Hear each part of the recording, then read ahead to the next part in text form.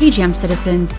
Jam City's CEO Chris DeWolfe and MIT Media Lab founder, futurist Nicholas Negroponte joined Inc. CEO Eric Schurenberg for an in-depth conversation on technology and media trends from this year's Inc. 5000 Vision Conference.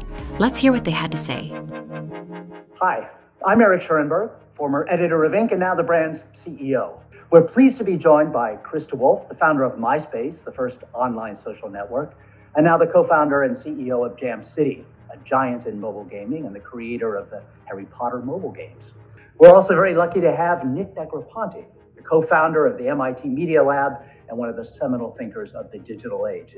Two true visionaries and a conversation that aims to look into the technologies that will define our future. Can you offer some advice about how you create an atmosphere in which creativity can thrive? How about you, Chris? What do you do to create a safe space where your creative teams can do the kind of work they do? Yeah, it's a great question, and I think all of Hollywood's been grappling with that question for many years. But we try and it's more interesting for us though because we're able to do a lot with technology. So what we tend to do is we tend to set some sort of larger guidelines, meaning like who might this game be for? What's potentially the target audience? What would their motivation be? Are there other games out there that are just like it? How's it differentiated? How could it be huge? What would motivate some, so they can answer those types of questions when they're pitching. But from there, it's pretty much of a blank canvas. And the great thing about what we do is you can quickly build a prototype, within several weeks. And you can have a pretty good idea of, is it fun to us? And if it's fun to us, then we have a consumer insights group, and we can bring in, focus groups that may be playing, similar types of games and get thoughts from them. And if we feel that we're really off the mark, we're not afraid to scrap it and start over and try something new. But we specifically have like a Go Big, we call it Go Big group within the company, and it's our top 10 big creative minds within the company. And they're doing nothing but coming up with new ideas, coming up with treatments from there, and then the best ones get to a prototype phase, and then if they pass that phase, and then they make it to the next phase where we'll actually build out part of the game, and then we'll ask ourselves, is that fun? And so there's like a little bit of data that goes around it when you get to the focus group part of it, but at the beginning, this game is all about a creative hypothesis. Nicholas? What you have to do is take the risk out of making mistakes or sounding stupid or saying something that somebody else might misinterpret. You've got to be in an environment that is very welcoming. And in fact, nobody, particularly the director of the lab, has an interest. So perhaps slightly differently than your audience. In my case, nobody was following me.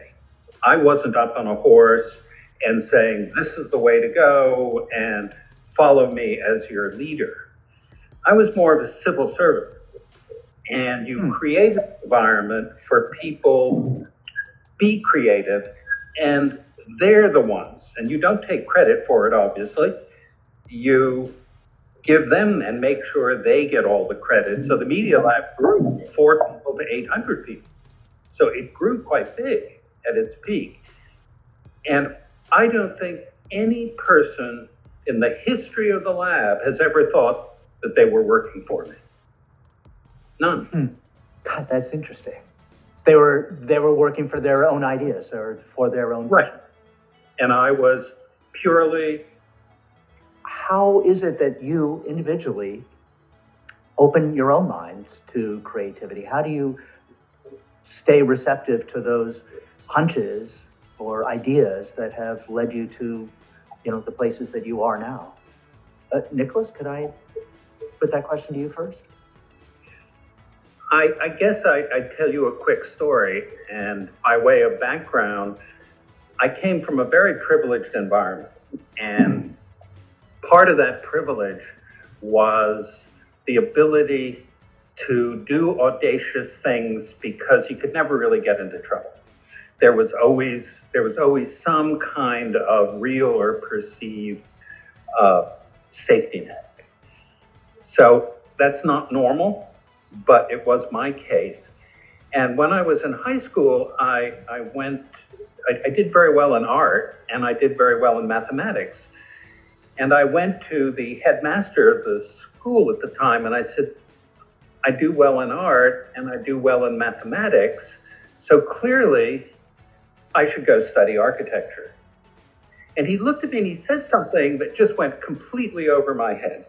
He said, I like gray suits, and I like pinstripe suits, but I hate gray pinstripe suits. And I thought about that, and I went off, and I did architecture anyway. And it was only after my 5th year that I discovered that computers were my gray pinstripe suit, if you will. And again, being in an environment that allowed me to have most of my friends in art and architecture, and my concentration, in more mathematics and computers and physics and graphics. And so the one thing to always remember is that creativity, whatever it is, comes from differences. And if you're in a homogeneous environment or a homogeneous culture, you're screwed. So whatever you do, make sure you're in a heterogeneous, varied people who are different than you, different age groups, different cultures, different backgrounds, different points of view, and not automatically, but almost automatically, the rest will follow.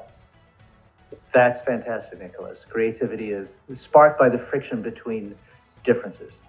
I like that quite a bit. Chris, do you have a particular way of looking at the world, or a way to exercise your own open-mindedness to keep you open to the next big thing? We also have, different groups of people. It's important to have a very diverse working environment, especially if you're looking at Generation Z. I'm fortunate enough to have 2 young daughters. One of them's 14, one of them's 4. So I learn a lot from them and through their friends, and how they use the internet differently, how they communicate differently, what they care about. They care more about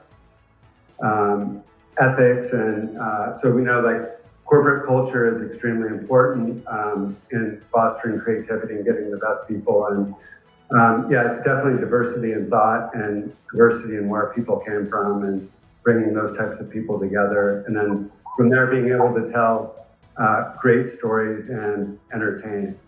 The future will belong to the people who can manage change, see opportunity in change, and who surrounded themselves with people who inspire them. That's a great way to leave it. You guys have been inspirations to an awful lot of people, including me. Thanks again for watching. To hear more from Jam City CEO Chris DeWolfe on the future of gaming, be sure to click to your right. And to hear more from some industry icons from this year's USC Game Expo, click to your left.